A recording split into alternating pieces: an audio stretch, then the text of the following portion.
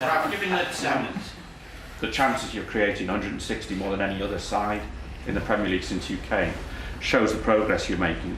Do you think you've got a good shout to be the permanent manager next season?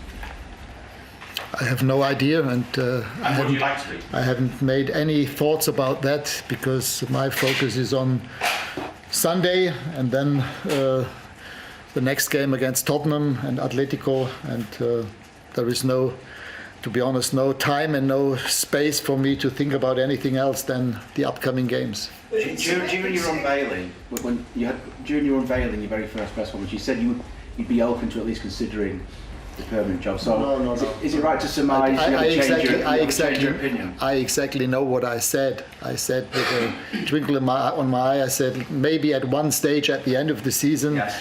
I might recommend myself to the club in my role as an advisor. This is exactly what I said. So you'd still do that? Pardon? You still do that with a twinkle in your eye? I don't know. It's not the end of the season. We have another 11 games to play, and hopefully not only one, but a few more Champions League games. So right now we have enough to do to prepare ourselves for the game on Sunday, and this is where my full focus is. Ralf, it's your first derby, it's your first meeting with Pep. What are you expecting? Well, we know that we are playing against one of the best, if not the best team in the world, in Europe, that for sure, and in the world. They have developed well since he arrived here.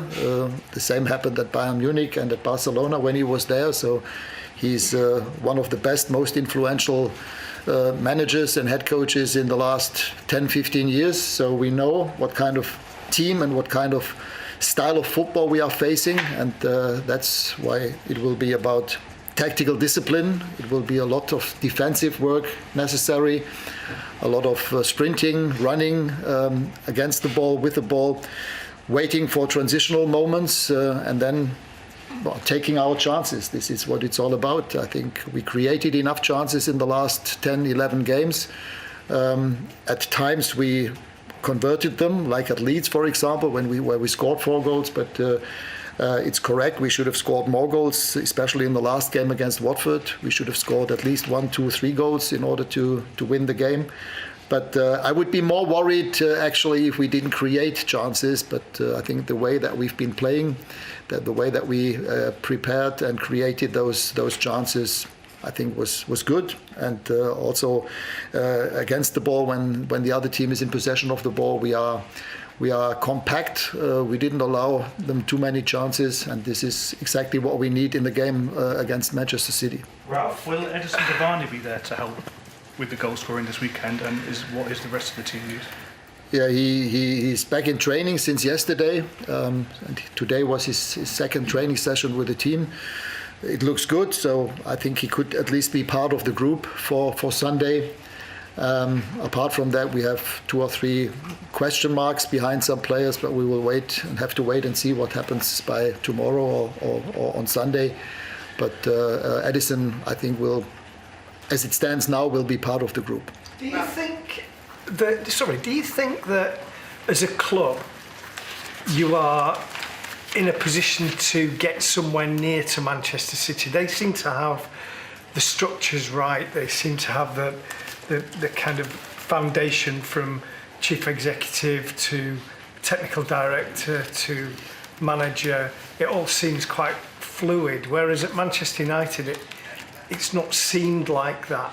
I know you've got a wider role, or you will have a wider view, but do you think Manchester United have what it needs in place to be able to get somewhere near to City? To be honest, I haven't thought about that actually, and I don't know. I don't even know the structure or the setup at Manchester City. I know most of the people here in our club, but again, my focus was and still is on developing the current team and getting the best out of this season.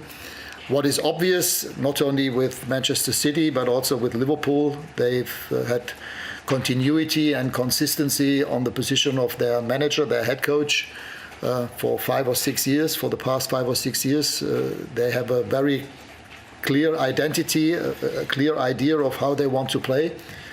And I know Jürgen in person, and I also know Pep from those 3 years in Germany when he was head coach of Bayern Munich. He also has a clear idea how he wants to play. And this idea is the headline for everything that happens in the club, for recruitment, for any new players that they sign, or even for players that they at one stage will sell. And this is, I think, the secret behind their success, that they exactly know how they want to play. They have a clear identity, or you can also call it a corporate identity. And this is their guideline for everything what they do, not only probably for new players, but also for staff members, for experts in different areas of the game that have become a bit more important in the last 10, 15 years. This is what all the top clubs in Europe have in common. And this is something that I think also at Manchester United needs to be developed and improved in the next couple of years. So the way that you're trying to get your team to play at the moment, Ralf, would you expect next season and the season after, whoever the new coach is, would you expect that the things that you're putting in place now to be adhered to in terms of style of play, etc., by the next guy? I don't know. That would obviously depend on the decision regarding the manager or the head coach next season. Every head coach has his own idea of football. But as I said, for me, it's about consistency, continuity on the highest possible level. I mean, of course, it's also quality. And I think we all agree that with Jürgen and Pep, they're probably the two best, or at least in the top 5. For me, they are the 2 best coaches on the planet, in Europe for sure. And this is what it's all about. In fact, it's pretty easy in football. You need to have the best possible people. You need to have a clear idea of football, and then stick to that idea and take your decisions always with having in mind what do we want to be, how do we want to play. Ronaldo has 1 goal, I think. Ronaldo 1 goal in his last 10. After the Watford game, you said that you couldn't really play anyone else. You didn't have any other options there.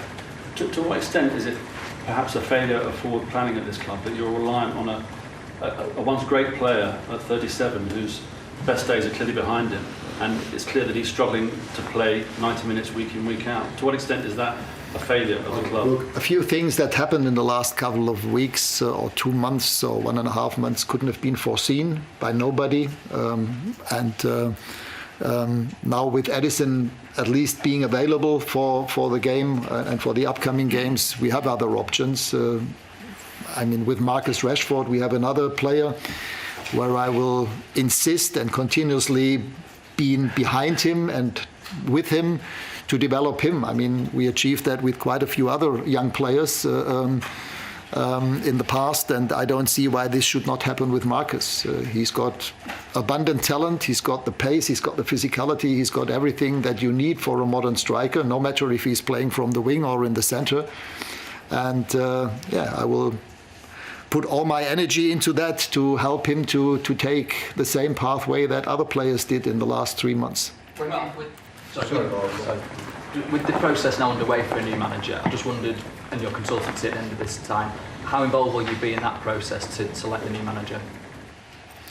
We haven't spoken about that, to be honest. We had 1 or 2 meetings with the head of scouting and with 2 other people, but I think you will understand that I will not speak about that in detail. But about the possible new manager or about the managerial position next season, we haven't spoken as yet. Ralf, sorry, I fully appreciate that your priority is, the Champions League and the Premier League and finishing in the top 4. But as someone who's been heavily involved in strategic planning of the clubs in the past, in understanding the importance of it, how difficult is it when the club don't know the new manager and the profile necessarily of him to actually plan for this summer ahead, which is going to be a considerable one? Normally, obviously, clubs like to plan months and months in advance, but at the moment, how can the club identify the right profile of player, for example, when they don't know who the manager's going to be? Or is it literally going to be a case of we're just going to have to start from the beginning of June or the end of May once we know who it is? I get your point, but again, I told you that so far we haven't spoken about that. So, to be honest, I'm the wrong person to whom you address the question right now. My focus is on the upcoming games and getting the best out of the current players and team.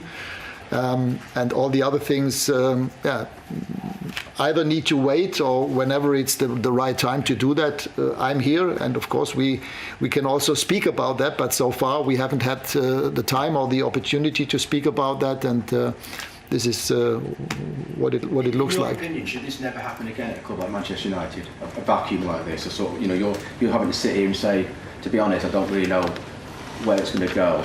In your opinion, should this not happen again at a club of this status? It wouldn't necessarily happen at City, it wouldn't happen at Liverpool because they are organised, they know what they're doing, as you sort of very articulately sort of said. So, in your view, would that be an important thing for this never to happen again, this kind of scenario, the situation the club is in now? Again, I don't know. I'm here for now until the end of the season. And as I said, for me, it's important to develop the players, to develop the team. And all the other issues, will be dealt with at the right moment and at the right time, I presume. And of course, I'm always there, and I will always tell people my opinion. But right now, it has not as yet happened. But this does not mean that it might not happen in the next days or weeks to come. Okay, last question from you. Ralf, I'm sure you've watched Pep Guardiola teams over the course of the last 10, 15 years and thought yourself about how you might play against them. But in theory, to then putting it into practice, I mean, how much of a challenge will that be? I mean, in the end, it's about controlling the game, about not letting them play and having them the ball just without any pressure, because this is exactly what they're looking for. They're always looking for creating an overload of players in half spaces, even with their goalkeeper almost playing like a centre back, with at least one of their fullbacks playing on a midfield 6 position, playing with a false 9, always dropping back into midfield. So this shows we are fully aware of the idea, how they want to play. And for us, it's about always finding moments where we can put them under pressure, where we hopefully can take the ball away from them, and then taking advantage of those transitional moments. And there were some teams in the last couple of weeks and months who could do that. And it's up to us to show on Sunday that we can also do that.